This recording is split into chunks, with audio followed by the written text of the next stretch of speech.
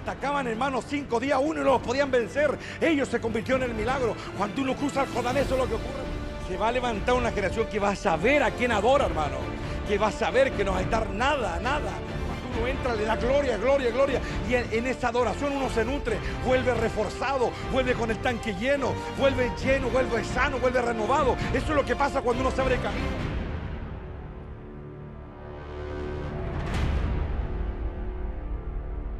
Quiero partir con un verso que yo creo que es un verso que nosotros debiéramos tener en consideración todos los días de nuestra vida. Porque es un verso, a mi juicio, duro, es un verso que hay que pensar en ese verso, es un verso que hay que digerir mucho. La gente simplista piensa de manera simple. La gente superficial ve de manera superficial. Yo siempre les he dicho que dentro de la humanidad, el nuevo mundo, América, comparado con el viejo mundo, ¿no es cierto?, Europa, o el más antiguo, ¿no es cierto?, el oriental, hay marcas, ¿no es cierto?, que uno ve en la sociedad. Y es de que el americano, el Norteamérica, Sudamérica, ¿no es cierto?, Centroamérica, está compuesta de sociedades livianas, sociedades jóvenes, sociedades que no han vivido mucho. No tenemos grandes historias, no tenemos una larga historia. Nuestros estados nos superan los 220 años, 230 años, comparado, por ejemplo, con la China, por ejemplo, que tiene 3.000, 4.000 años de historia documentada. Y eso plasma en su gente, en su población, en sus personas, en su cultura, otra cosmovisión. Son más contemplativos, han vivido más, han sufrido más. Y eso los hace entender mejor las cosas. Y eso es exactamente lo mismo que uno ve en una persona individual. Un joven generalmente es inexperto.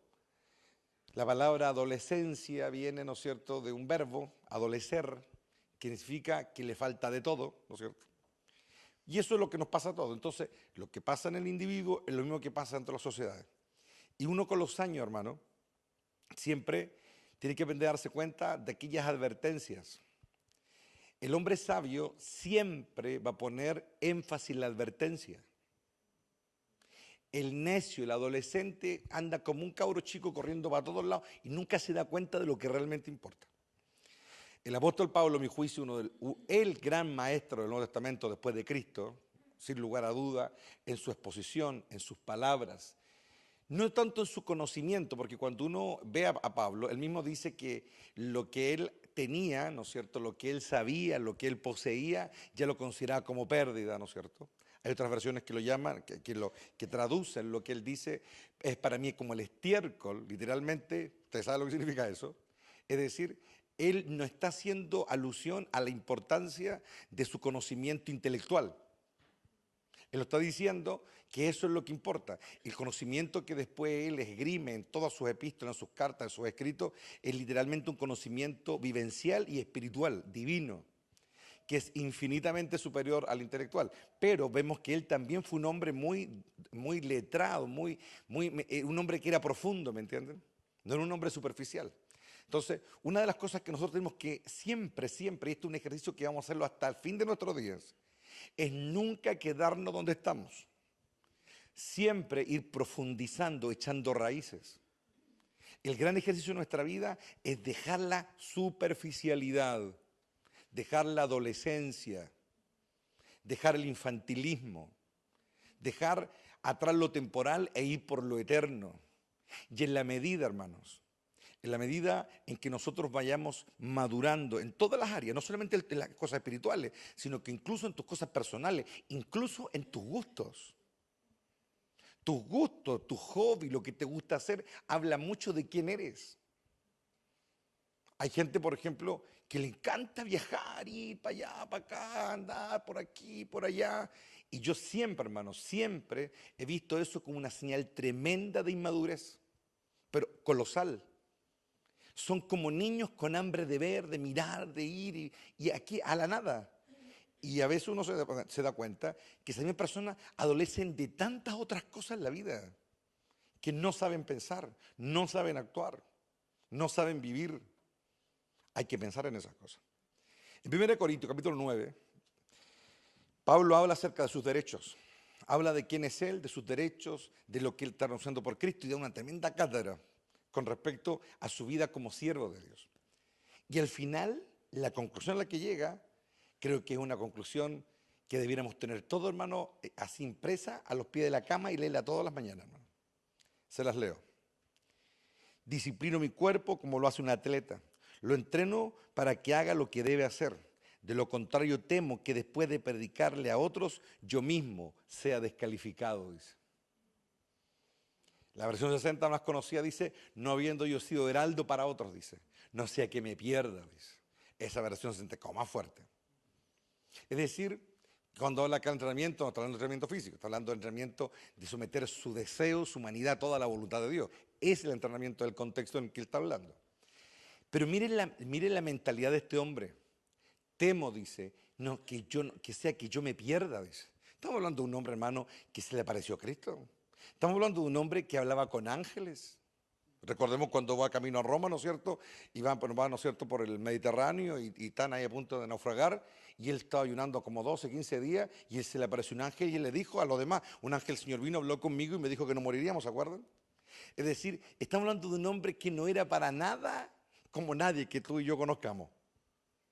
Ya, derechamente se movía a otro nivel. Lo mordían serpientes, no se moría. Tomaban la ropa de él pasaba una prenda de ropa y él decía, llévenle este pañuelo mío, llévenselo al enfermo y pónganselo encima. Y se sanaba la gente. Es decir, literalmente estaba a otro nivel. Y él escribe de su puño y letra, temo, dice, que después de todo esto yo quede descalificado, dice. Yo no creo que aquí esté jugando a la del humilde, ¿eh? De verdad, hermanos, que yo creo que él no está jugando a ser humilde o a sonar humilde. No, no, no. Yo creo que el nivel de revelación que tenía Pablo, el nivel de comprensión de la realidad, está el tema.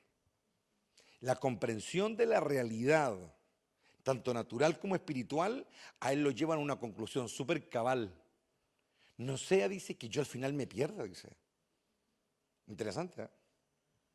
Entonces, cuando yo pienso en eso, yo digo, Señor, chuta, ¿qué falta que hace eso dentro de la cristiandad, hermano?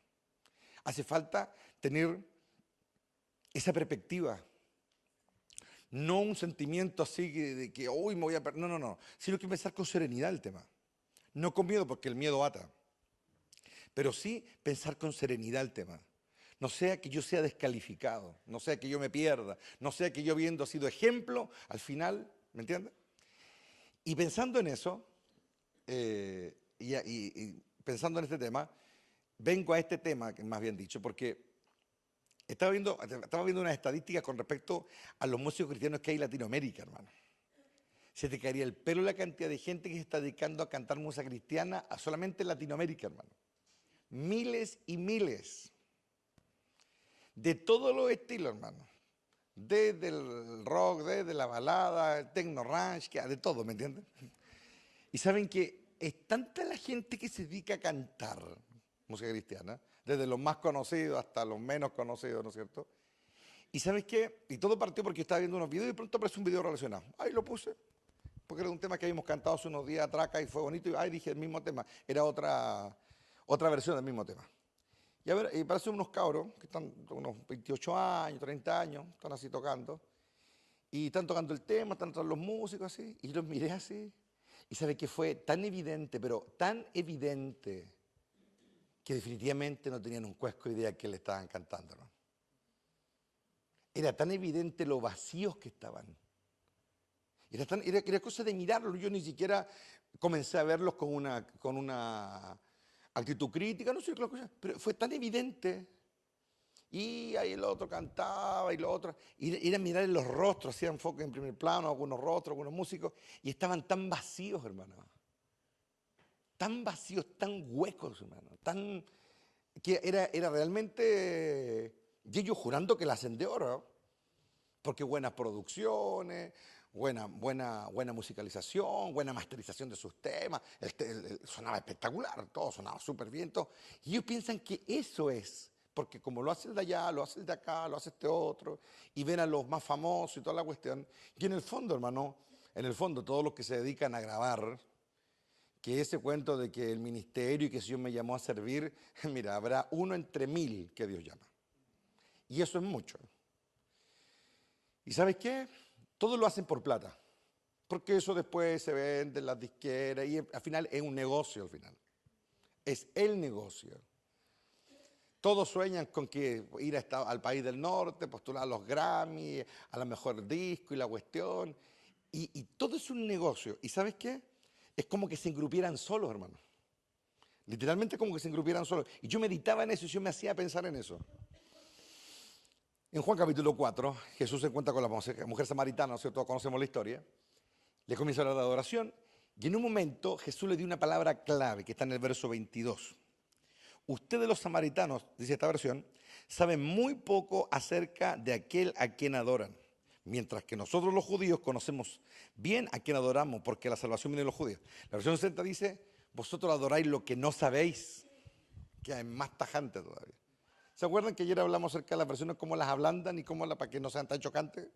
Porque como Dios es amor, no puede ser tan agresiva su palabra. Entonces la moldean, ¿me entiendes? Para que suene bien. Pero la palabra es súper clara. Vosotros no sabéis a quién adoráis. Y sabes que esa cuestión me hizo pensar, hermano. Yo creo que nos tiene que hacer pensar eso. Porque cuando uno ve la historia se da cuenta que hubo un pueblo a quien Dios llamó, un pueblo a que Dios creó a través de Abraham. Un pueblo que nació, que se gestó, que se formó. Pasaron muchas cosas, pero se conformó una nación. Y llegó una cúspide como nación, sobre todo en el reinado de David. Pero luego comenzó una decadencia que los llevó al descalabro y al desmantelamiento del imperio y del reino. Cayeron en las manos de su enemigo, fueron destruidos, fueron humillados, fueron exiliados y fueron esclavizados. Y en un transcurso de no mucho tiempo, 400 a 500 años, pasó todo eso. Y uno se pregunta por qué las cosas que Dios comienza terminan acabándose al poco tiempo.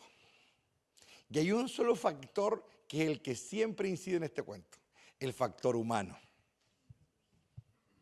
Siempre el mismo factor, el factor humano. Y de hecho, cuando uno analiza la historia, Dios ya desde Salomón, el siguiente reino, ya tenía ganas de destruir el imperio, hermano. Y de hecho se extendió siempre la misericordia y Dios siempre decía, por amor a David, decía, por amor, en el fondo por uno que había vivido hace 100, 200, 300 años, por amor a ese no acabó con la nación, decía. Pero hubo un momento en que ya Dios no pudo seguir haciendo vista gorda, ¿me entienden? Por decirlo de alguna manera. Tuvo que aplicar la ley. ¿Y por qué las cosas terminan mal? Porque la gente no entiende que hay un momento en que la gracia se acaba. Hay un momento en que la cuestión hay que dar la cara. Llega un momento en la vida en que ya no se puede seguir con lo mismo cuando está mal. No se puede seguir con lo mismo, no se puede seguir construyendo, no se puede seguir afianzando algo que no está bien hecho. No se puede seguir afianzando. Dios no lo puede seguir patrocinando, Dios no puede seguir bendiciendo. Entonces yo he meditado mucho por qué han habido momentos en la historia en que hubieron generaciones tan potentes, tan, digámoslo, trascendentes, que realmente hicieron un hito, y después, al poco tiempo, todo se olvida. No me cabe en la cabeza. Entonces yo medito mucho en eso. ¿Por qué pasa eso, hermano? Y creo que es porque cuando están en el apogeo de la bendición, no consideran, son necios. Como aquí hay varios, hermano. En la iglesia hay varios, hartos necios, que no consideran. No logran pesar lo que está ocurriendo, por ejemplo. Yo lo veo. Y a mí me pueden decir de todo, pero hay algo que ustedes tienen que entender, de que el Espíritu de Dios no lo pueden engrupir, no lo pueden engañar. El Espíritu de Dios es inengañable. El Espíritu de Dios lo sabe todo. Y cuando algo no está bien, hermano, no, simplemente. Entonces, Dios da oportunidades, Dios habla, etcétera, pero la gente no quiere entender. Entonces, yo meditando en esto, el Señor me llevó a algo, a una actitud. Acompáñenme al libro de Esdras, capítulo 4. Esdras, ¿no es cierto? El libro se da en el contexto del regreso de los deportados de Babilonia, ¿no es cierto?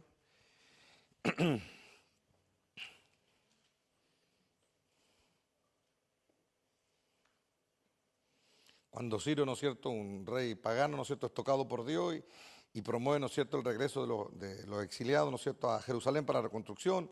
Ahí está Nehemías también, ese es como el contexto, ellos vuelven. Y miren lo que ocurre acá.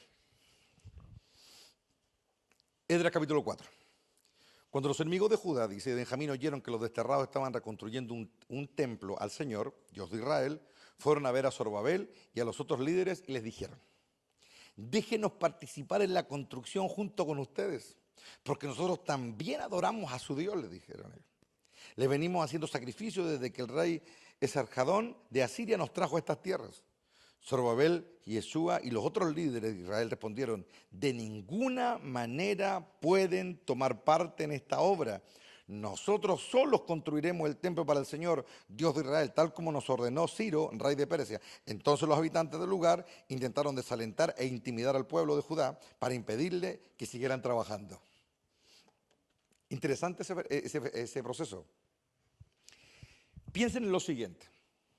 Ellos vienen del exilio, vienen como esclavos liberados, no tienen muchos recursos, no tienen muchos medios. Llegan de regreso a Jerusalén, ¿no es cierto?, con una misión: reconstruir la ciudad y reconstruir el templo. Una de las políticas que tenían, yo lo comentaba en otra ocasión, las políticas que tenían los reinos de la época era desterrar a la gente para quitarle, ¿no es cierto?, el espíritu de lucha. Entonces, cuando Nabucodonosor toma, ¿no es cierto?, la ciudad y se lleva a los israelitas, ¿no es cierto?, a otras tierras, en este caso a Babilonia, había invadido otras tierras y de otras tierras trajeron gente ahí, hermano. Esa es la gente que se quedó a vivir ahí, ¿no es cierto?, y trabajaban, y bueno, supieron de que había un Dios ahí que era Yahvé y se empezaron a adorar y ahí pasó el tema. Han pasado cerca de 70 años. Cuando ellos vuelven, lo que más necesitan es ayuda, ¿o no? Lo que más necesitan es recursos. Lo que más necesitan es apoyo. Y lo tienen así. Y el diablo viene y se lo ofrece así. Y le dicen: déjenos construir con ustedes, dicen. ¿Saben que fue tan glorioso cuando lo pude ver desde otra perspectiva, hermano? Déjenos construir con ustedes y nosotros también adoramos al Dios de ustedes.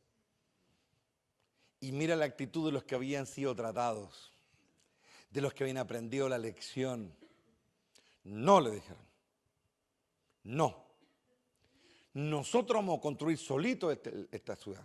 Solito vamos a reconstruir su muralla y solito vamos a reconstruir el templo. Y cuando ellos responden de esa manera, sacaron las garras. Y comenzaron a intimidarlo, y comenzaron a presionarlo, y comenzó el hostigamiento, que duró durante todo el reinado de Ciro hasta que llegó a Darío. Y de ahí la cosa se ordenó. ¿Y saben qué? Eso me mostró algo ahí en ese momento. Esa es la actitud que deben tener los que me adoran de verdad. No construyen con gente que no me honra. No construyen, ni se meten, ni andan con nadie que anda ahí en medias aguas. Que diga: no, si yo también soy cristiano, no, si yo también creo, no, si yo también voy a la iglesia. No, la cuestión no funciona así, hermano. No ha funcionado y nunca va a funcionar así. Cuando el Señor comenzó a hablar con la samaritana, le habló de verdaderos. Eso significa que también hay falsos. Y dijo: verdaderos adoradores. No ese que tiene la buena cara, no ese que es políticamente correcto, no ese que va a una iglesia determinada, sino hay aquel que realmente demuestra. Y Dios me hacía ver, esa es la clave de la bendición.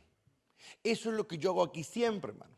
Porque esto se maneja a todo nivel, tanto entre comunidades como dentro de una comunidad. Siempre hay que rayar la cancha. Siempre hay que sacar lo falso. Siempre hay que confrontar. Esa es la manera de mantener puro un pueblo. Esa es la manera de que los niños se críen bien. Ellos van a aprender desde chicos que hay que rayar la cancha. Y es la manera en la que yo me quedo con Dios a mi lado, hermano. Es la forma en la que Dios sigue edificando conmigo. Si perseverar en un lugar, hermano, lo puede hacer cualquier indio, puede estar 50 años en una iglesia y al final no me conocen, Dios no me conoce. Se trata de estar espiritualmente en la misma posición, de estar espiritualmente en la misma condición delante de Dios. Que Dios realmente se agrade de mí, ¿me entienden? No porque soy pastor, ¿me entienden? Sino que se agrade de mí porque me conoce, ¿me entienden? Porque conoce mis intenciones. Y eso comienza a hacer que el reino comience a acercarse.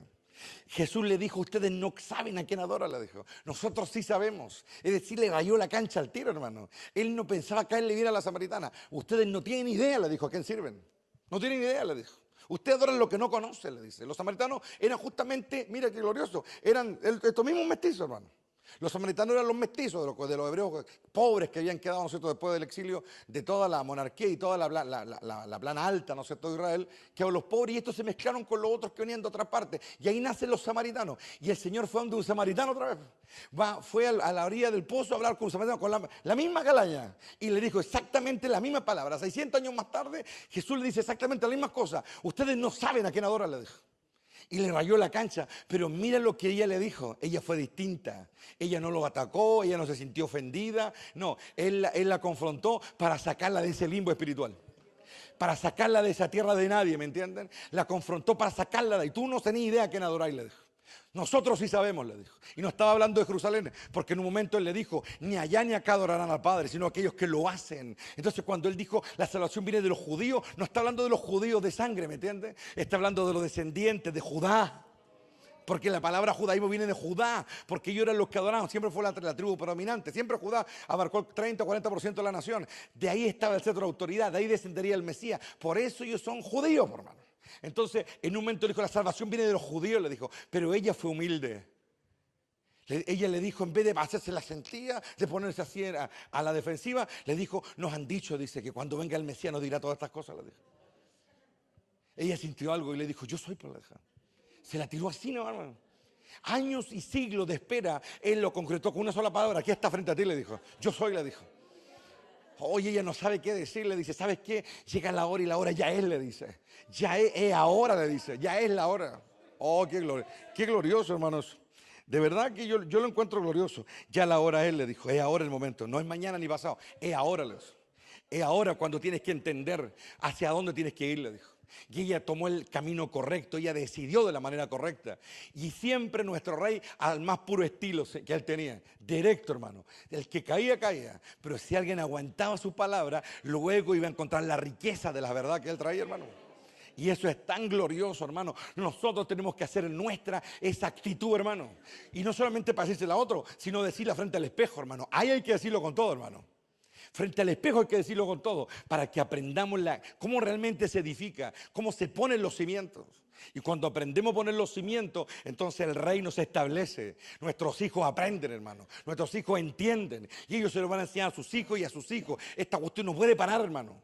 No puede parar cuando muere una generación que le costó a Dios una tremenda inversión forjarla, sino que ahora tiene que ir más lejos, hermano. Yo meditaba en eso, hermano. Yo me acuerdo a quién le hablé en un momento y le decía, ¿sabes qué? Le decía yo a una persona hoy día, hay un momento, le dije yo, en que un pueblo camina y llega al Jordán, le dije yo. Y en el Jordán cambian las condiciones, hermano. En el Jordán, pasando el Jordán, ya no hay más columna de fuego, pasando el Jordán ya no hay más maná, pasando el Jordán es entrar a otra vida, hermano. Y lo glorioso es que gente a veces camina porque hay una columna de fuego, hermano. Hay gente que camina porque ve el maná caer. Pero esa generación tratada en el desierto, se le acabó el maná, se le acabó la columna de fuego, se le acabó la nube y siguieron creyendo, hermano.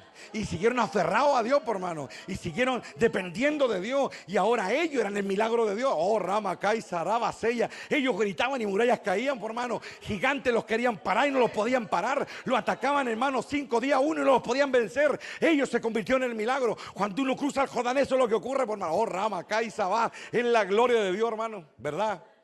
Yo entiendo, hermano, que nuestro Padre ya no quiere más falsedad, hermano. Y esa falsedad se va a caer toda, hermano. Se van a acabar todos los cantantes cristianos. Acuérdate lo que estoy diciendo. Se van a borrar todo, hermano. Y los pocos que queden van a ser aquellos que crucen el Jordán, hermano. Aquellos que ya no anden cantando por plata, ni por disco, ni por fama, ni por congreso, ni por conciertos, ni por nada de esas estupideces. Sino que van a adorar, van a saber a quién adoran. Van a saber a quién adoran. Se va a levantar una generación que va a saber a quién adora, hermano. Que va a saber que no va a estar nada. Ni siquiera va a pedir pasajes para ir a una parte. Porque ellos mismos van a estar benditos por Dios, ¿me entienden? Esa es la honra de un siervo, por hermano. Un siervo no anda pidiendo ofrenda para ir a una parte, no anda pidiendo que le pague los pasajes, porque si es siervo de Dios, Dios lo bendice a él y no necesita andarle pidiendo nada a nadie. Esa era la honra que tenía Pablo, por hermano. Esa era la honra que tenía Pablo. Yo no le pido nada a nadie, yo trabajo, dice. Y probablemente Dios lo bendecía de muchas maneras, hermano. Pero él aprendió esa realidad. Esa honra es la que Dios se merece, hermano. Esa es parte de nuestra alabanza, hermano. Esa es parte de nuestra dignidad. Esa es parte de nuestra identidad. Hay que aprender desde ahora. Hay que cavar profundo para sacar agua de esos pozos, hermano. Oh, en la gloria de Dios, hermano. Sí, hermano. Cuando los siervos de Dios hacían pozos, hermano, después venían enemigos y los tapaban, hermano. Y después el deber, oh, aleluya, sí, Padre, el deber de su descendencia era volver a abrir los pozos, hermano. Era volver a abrir los pozos de los que vieron los antiguos, hermano. De los que vio Abraham, esos pozos en el desierto, esos pozos que cuesta encontrarlos, aleluya. Esa es la gloria de Dios, hermano. Tenemos que aprender a caminar bajo la dignidad de un siervo de Dios, hermano. Un adorador no necesita que nadie le dé nada, hermano. ¿Por qué? Porque Dios está con él. Dios lo está ungiendo, Dios lo está llamando. Dios lo avala donde quiera que vaya. Esa es la mayor de los respaldos que Dios puede darnos, hermano. Si realmente entendemos nosotros la cabalidad, lo que eso significa, ¿saben ustedes cuánto vamos a avanzar? ¿Saben ustedes cómo vamos a edificar un reino? Un reino de honor, un reino de conciencia, un reino de honor, un reino de dignidad, un reino donde todos caminen con la frente en alto, donde nadie le diga nada a nadie. ¿Me entienden o no? Ganarse el pan, ganarse con el sudor de su frente, ser digno. Eso es el reino, hermano. Entonces seremos amados por Dios, hermano. Dios verá que estamos honrando su nombre. Nadie va a tener que decir nada de nadie. ¿Me entienden o no? Esa es la gloria de Dios, hermano. Que haciendo el bien hay que callar la boca de los insensatos, hermano. Con nuestro rey, él no le pedía nada a nadie, hermano. Y eso es lo que lo dignificó. ¿Por qué? Porque él era el hijo de Dios, hermano. ¿Cómo andar pidiendo ofrenda, andar pidiendo una parte o a otra? No, hermano. Y solo caminaba nomás, por hermano. Era así de simple. ¿Me estoy explicando, no? Entonces, cuando entendemos lo que es la adoración, nosotros sabemos a quién adoramos. Cuando yo sé a quién adoro, ya no tengo miedo. Cuando yo sé a quién adoro, ya no tengo dudas. Cuando yo sé a quién adoro, sé quién me respalda, sé quién va conmigo. Es decir, cuando yo sé a quién adoro, me devuelve mi identidad, por hermano. Me devuelve mi identidad. Y eso es lo que Dios está queriendo inyectar en nosotros, por hermano. Dios podría hacer muchas cosas, hermano, pero Dios las quiere hacer con un pueblo que esté a la altura de Él. Un pueblo, oh, qué glorioso, hermano, que cultive su propia dignidad, hermano, así como Dios lo ha hecho. Nuestro Padre no tiene la fama que tiene porque sí, hermano, Él se la hizo. Él se hizo su fama. Sus enemigos le temen por eso. Y todos los que estamos bajo su cubierta podemos depender de su brazo todopoderoso, porque Él sabe lo que puede hacer, hermano. Cuando Él dice que no hay imposible para Él, es porque no hay imposible, hermano. Entonces, esas cosas son las que marcan la diferencia. Tenemos que nosotros aprender ahora eso, hermano. De verdad aprender, tener la actitud de estos hermanos que dijeron no, lo hacemos solo. Y fue difícil, hermano, fue difícil. Amenaza, fue difícil, fue duro.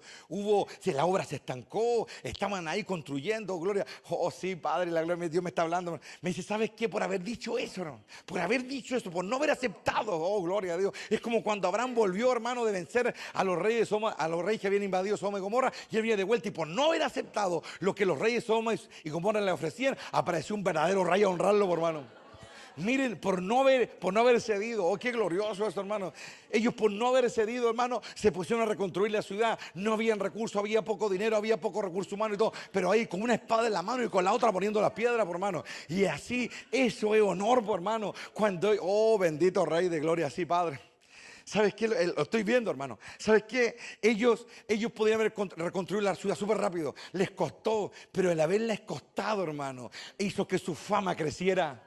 La gente los veía, los amenazaban, los desalentaban. Le decía una zorra, se subía por esa muralla y iba a caer, le decía, dándole a entender de que era una porquería que estaban haciendo. Pero cuando terminaron la ciudad, la Biblia dice de que el temor se apoderó de sus enemigos, hermano.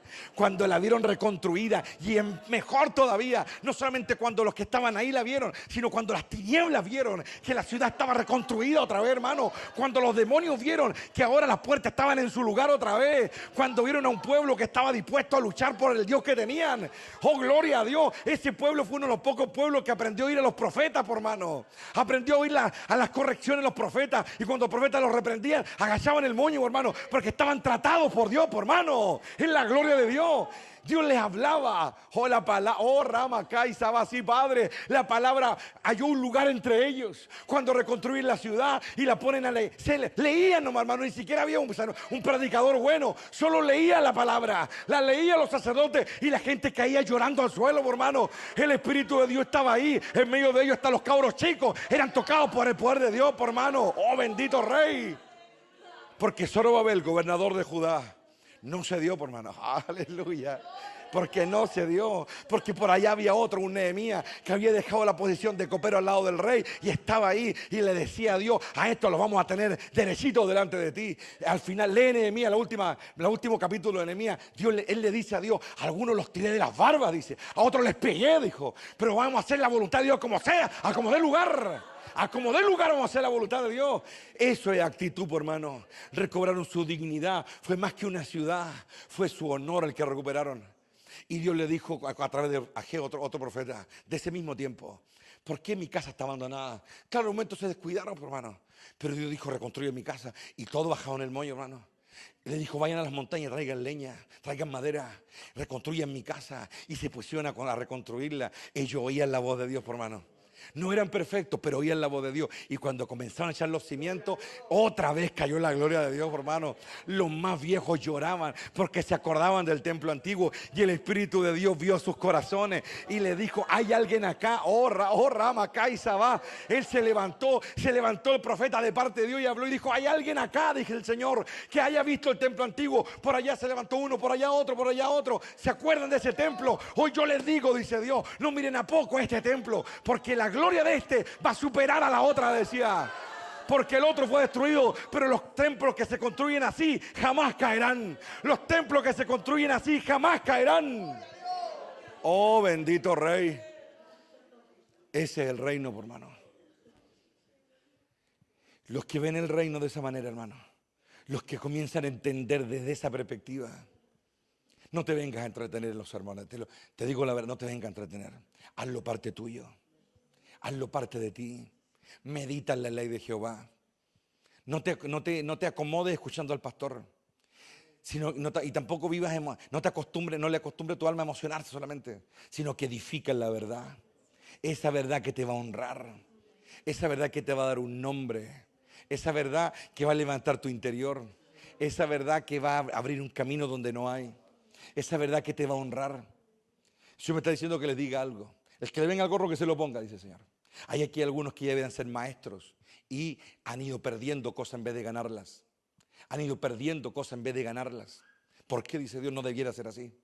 No debiera ser así. Un crecimiento sano es hacia arriba, no empequeñeciéndose.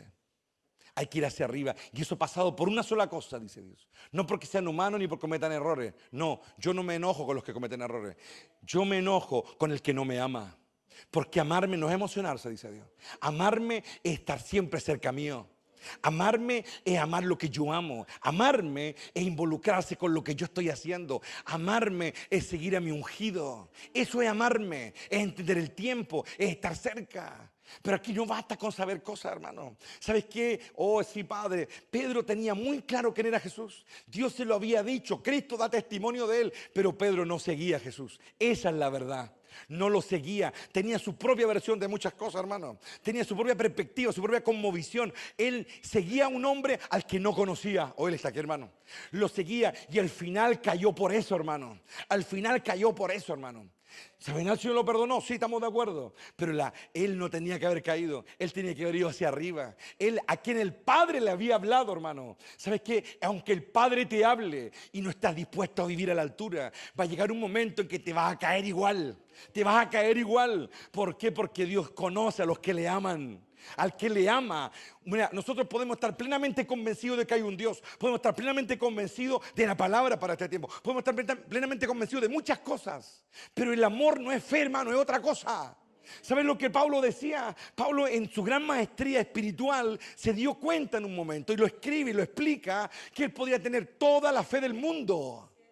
Tanta que podría decir un sicómoro: desarráigate y plántate en el mar y lo haré. Pero dice: pero si no tengo amor, mi fe no sirve. Y el amor entiende, hermano. El amor no es emoción, el amor no es lágrima, el amor no es hablar suavecito, el amor es la verdad. El amor es la verdad. Y Dios quiere que eso cambie, hermano. Dios quiere que eso cambie. Dios quiere que haya otra actitud, otro sentir, otro pensamiento. Eso es lo que Dios está esperando, que evolucionemos en nuestro interior. Cuando alguien comienza a amar a Dios, hermano, qué distinto que, hermano. Cuando alguien comienza a dar fruto, hermano. ¿Sabe por qué los valientes hicieron proeza? No porque seguían a David. Dios se los dio a David, que es distinto. Por eso eran los valientes de David. Pero en el fondo, lo que a estos hombres, la cualidad que tuvieron para convertirse en lo que fueron, no es porque seguían a un hombre, es porque amaban a Dios.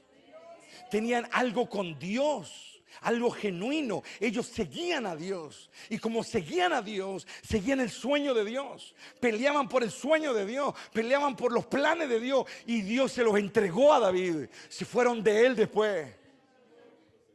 Esa es la razón. Cuando uno aprende a entender eso, hermano, aprende a entender tantas cosas, hermano. ¿Sabes que hay tanta gente que está tan como estos cabros que yo vi en el video? Y así, hermano, la cristiandad está en un 90 y tanto % para en esas tierras movedizas, hermano. En esas tierras tan blandas, sin fundamento, tan vacías, sin nada, hermano. Un evangelio tan light, tan poco calórico, tan poco nutritivo, hermano. Que comen y no se alimentan nada, siguen igual. Por eso están así de blandos, hermano. Pero hay otros, hermanos, a los que también se le ha dado una buena comida y no se nota mucho la diferencia con los hambriados de afuera, hermano. Esa es la verdad. Porque Pablo en un momento dice, yo les di una buena comida, dice. Una comida contundente. Y otra vez tengo que volver a lo básico otra vez. A lo básico. El que tenga oído que escuche. El que quiera ser limpiado que escuche. Y el que quiere seguir viviendo igual, perfecto, sigue igual. Yo ya les dije ya, yo allá abajo no voy a andar rajando a nadie. Yo no le voy a decir, aunque yo vea, no digo nada ya. ¿Y saben por qué? Porque ya pasó el tiempo de eso. Ya pasó el tiempo de estar encarando, ya pasó ese tiempo. Pasó. Ahora Dios habla de acá nomás. Y el que escucha, escucha, porque Él ya viene. Él ya viene. Y el que escucha, escucha. El que tiene comunión va a sentir el temor. Y el temor lo va a hacer buscar. Pero el que no siente temor, luego de terminar la clase o terminar el culto, echa la talla y vuelve a su vida y su corazón y su mente siguen completamente extraviados. Y es que hay muchos así. Pero yo ya no digo nada abajo. Nada. Yo miro nomás. Yo no voy a decir nada. Pero yo se los digo desde aquí hoy. Desde aquí hoy. No crean que cuando la gloria se manifiesta yo observo. Y hay algunos que no lo pueden tocar, ni siquiera, hermano, aleteando para todos lados, no lo pueden tocar. Y yo me doy cuenta. Y hay otros que entran con todo, hermano. Porque tal como dijo mi padre me dijo, al pasar el tiempo va a ser tan notorio quién entra y quién no. Va a ser tan notorio quién bebe y quién no bebe. Son muchos llamados y pocos escogidos. Sí. El rey dijo eso, ¿se acuerdan o no? ¿Y qué fue lo que le pasó a Gedeón? Cuando tocó el chafar, llegaron más de 30,000. Fueron muchos los llamados.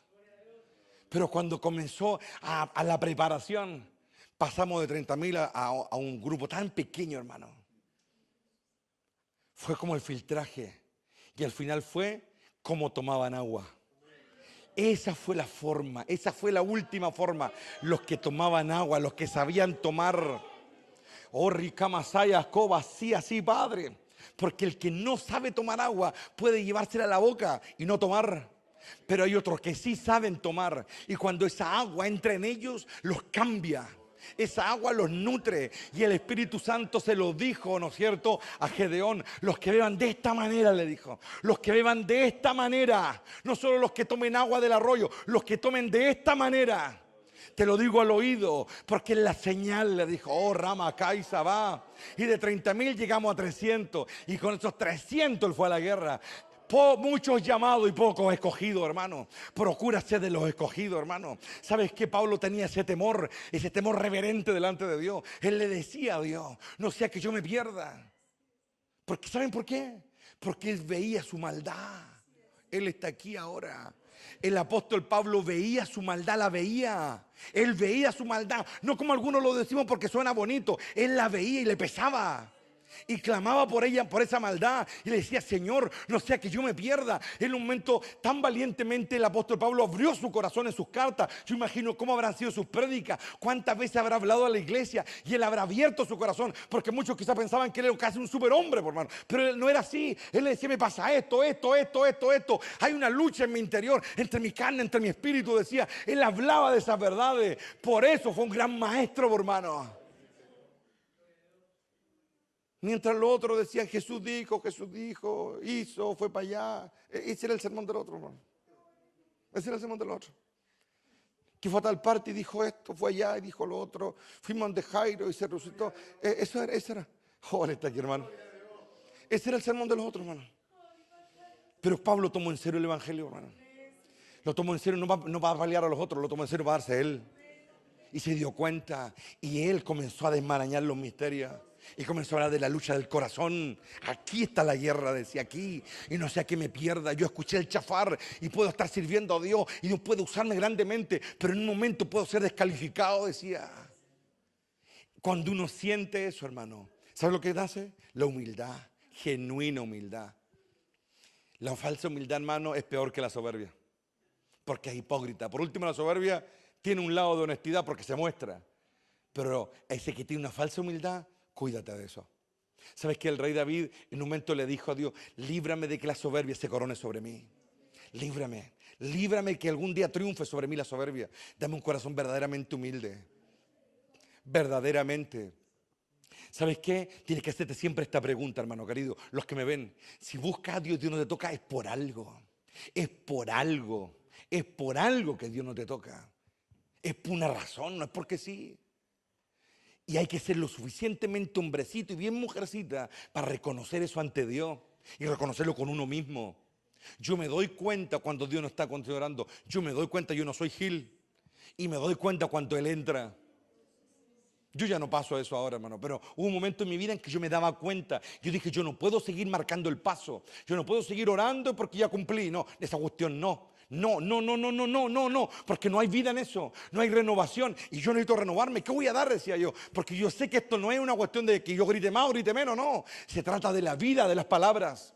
Yo le dije a mi padre, yo jamás me voy a poner a dar y hablar de algo que yo no tenga. Entonces comencé a cambiar mi actitud ante Dios, comencé a buscar a Dios de otra manera, comencé a orar de otra manera, comencé a renovarme de otra manera. Y ahora mi oración ya no tiene que ver con nada acá abajo, hermano. De eso yo a Dios no le pido nada, absolutamente nada, porque la verdadera oración es un contacto de adoración. Cuando uno se encuentra con Dios, ya te olvidaste de que te falta esto, lo otro, aquí o allá. Te olvidaste de eso, eso queda atrás, eso queda en el mundo de los mortales acá abajo. Allá arriba no hay necesidad, allá arriba no hay que pagar cuentas, allá arriba no hay enfermedad, allá arriba no hay drama, allá arriba Él es el centro de todas las cosas. Y cuando uno entra le da gloria, gloria, gloria. Y en esa adoración uno se nutre, vuelve reforzado, vuelve con el tanque lleno, vuelve sano, vuelve renovado. Eso es lo que pasa cuando uno se abre camino. Oh, eso es grande, hermano. Eso es real, eso es real. Y yo quiero que tengan eso. Quiero que tengan esa verdad. Quiero que la gente tenga esa verdad. Hoy día leí un estado, no me acuerdo de quién, lo encontré tan glorioso: el amor crece en el dolor. Qué verdad más grande, hermano. Crece en la adversidad, crece en el silencio. Es verdad, ahí crece el amor. Genuino, sabes que yo me paro frente a Dios y Él lo sabe todo, hermano. ¿Qué puedes tú o yo decirle a Él que a Él lo sorprenda? Dime, ¿habrá algo? ¿Habrá algo que Él no sepa? ¿Habrá algo que tú digas? Oh, no. Entonces la pregunta es, ¿para qué oras?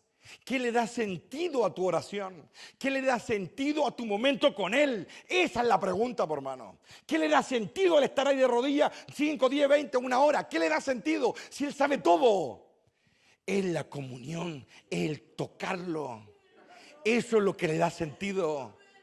El tocarlo, oh Rama, como esa mujer que sufría de flujo, que probablemente lo escuchó a la distancia, probablemente decía, gloria a Dios, verdad, este hombre realmente tiene palabra. Quizá quedaba horas escuchándolo y hablaba, pero se dio cuenta, oh sí, Padre, bendito Cordero de la gloria. Pero en un momento ella se dio cuenta que ya oír no era suficiente. Oír ya no era suficiente. Ella podía estar toda la vida oyendo, pero necesitaba algo más, y fue por eso más. Arriesgó todo, abrió camino, empujó, se abrió camino, ya casi sin fuerza porque la enfermedad se la estaba comiendo viva, pero llegó a Él y lo tocó, hermano. Cuando ella dio testimonio de lo que había ocurrido, ella no dijo que pensaba, lo tocaré y seré sana. No, ella no hablaba de eso. Cuando ella comenzó a ir hacia Él, ya no iba para sanarse. Ella decía, yo lo voy a tocar y voy a ser salva. Voy a ser salva. Esta mujer a la distancia entendió mejor en un par de sermones lo que gente a veces no entiende ni en 10 ni en 15 años, hermano. Y entendió que era tocarlo. Y eso iba a cambiar su vida. La sanidad, Fue una bendición extra. Pero yo no iba por sanidad. Eso es lo que tenemos que hacer nosotros. Que lo que hagamos tenga sentido. Que lo que hagan tenga sentido, hermanos. No estén aquí por costumbre. Bueno, no tienen a dónde más ir. No. Estén aquí por lo correcto. Por lo que realmente importa. Ustedes necesitan despertar su espíritu. Hay algunos espíritus que están muy dormidos aquí. Yo a veces los miro a algunos de ustedes y están tan aquí. Están aquí. Algunos de los músicos. Yo no lo he bajado, todavía no lo he sacado porque les quiero dar tiempo, hermano, porque yo me doy cuenta, si no soy Gil, no se engrupan. Son contados los músicos aquí que realmente se conectan. Yo no soy tonto, pero Dios es misericordioso. Misericordioso. Porque Él da tiempo para que alcance la altura. Dios aquí se manifiesta por un pacto. Un pacto que fue Él el que lo hizo. Nadie, ningún humano se lo propuso. Lo decidió Él solo. Porque Dios no hace tratos con nadie. Él simplemente llama y dice, tú vas a hacer esto y punto, y le da esto. Él no le pide la venia a nadie. A diferencia de algunos que andan diciendo por ahí que pueden hacer pactos con Dios y la cuestión. Pobres piojos, hermano. Quieren hacer pactos con aquel que es más grande que el universo. Yo no sé, los pactos de Dios son completas y absolutamente unilaterales. Tú y yo no ponemos ni una condición, ni nos ofrecemos ni nada. Simplemente tengo que decir amén nomás. Que el Señor nunca nos tenga que decir un momento, ustedes no saben lo que adoran. Ustedes no saben a lo que saltan. Les voy a decir una cosa más. Muchas veces yo lo he visto aquí saltar y todo el cuento, y se abraza y está bien. Ustedes saben que me gusta, que jueguen y todo. Pero yo a muchos de ellos nunca, pero muchos años que no lo he visto quebrantado adorando a Dios. Sí lo he visto saltando y abrazando y toda la cuestión, pero no lo he visto conectados. Mediten en eso. Vosotros no sabéis lo que adoráis. Eso fue lo que el Señor le dijo a la samaritana. Ahí estuvo el punto. Ahí estuvo la palabra. Ustedes no saben, le dijo. Ustedes gritan nomás. Ustedes saltan y se abrazan y les gusta la música. Eso nomás. Pero no saben. La adoración es otra cosa. La adoración es otra cosa. Que hay momentos de alegría, sí, obvio. Que hay momentos en que como hermanos nos gozamos, obvio que sí. Pero cuando solamente es eso nomás y no está lo otro, es peligroso. Muy peligroso. Porque podemos creer que la estamos haciendo de oro. Y Dios nos dice, yo a ti no te conozco. Yo me gozo cuando veo a un hermano que se goza y todo, pero hay un momento en que es tan evidente cuando queda solo con el Señor nomás. Qué hermoso que es eso. Cuando queda solo el hijo, la hija, queda solo con Dios nomás. Qué glorioso. Eso es lo real. Ahí tiene que terminar, hermano. Sí, Dios nos mira y obviamente a Él le agrada ver a sus hijos adorándolo y festejando delante de Él, pero hay un momento en que Él quiere hablar con cada uno. Y esa es la capacidad única que Él tiene, que puede hablar con millones a la vez, hermano. Él lo puede hacer con millones y millones a la vez. Porque es el omnipotente, hermano. Que Dios nos ayude, hermano. Y nos dé la claridad que necesitamos. Nosotros tenemos que saber a quién adoramos.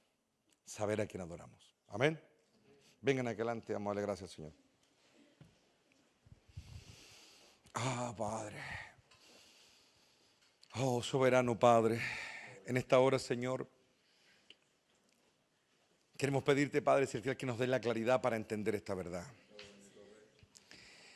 De que no queremos cometer el error que muchos cometen, Padre. Queremos claridad para estar en una relación perfecta contigo.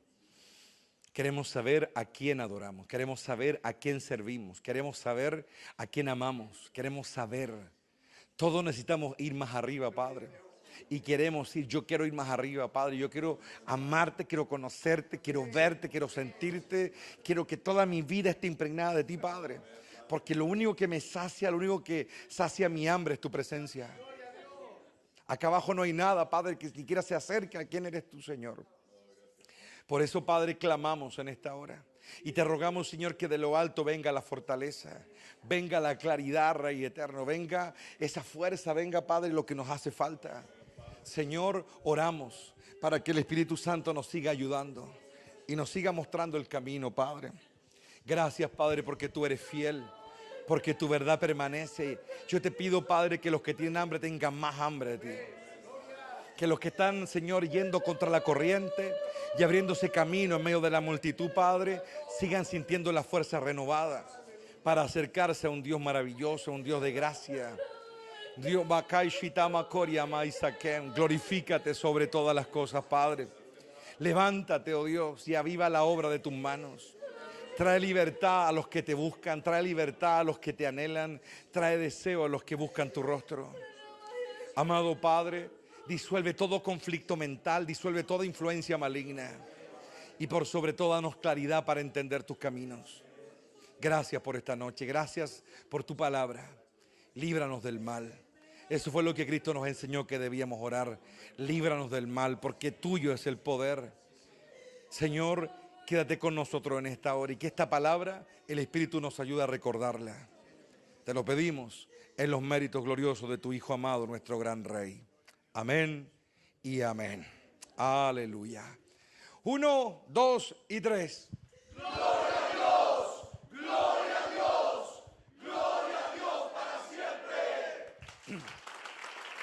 Aleluya. Gracias, Padre. Gracias, Padre. Ahora puede buscar a alguien. Bendíganse. Hemos terminado.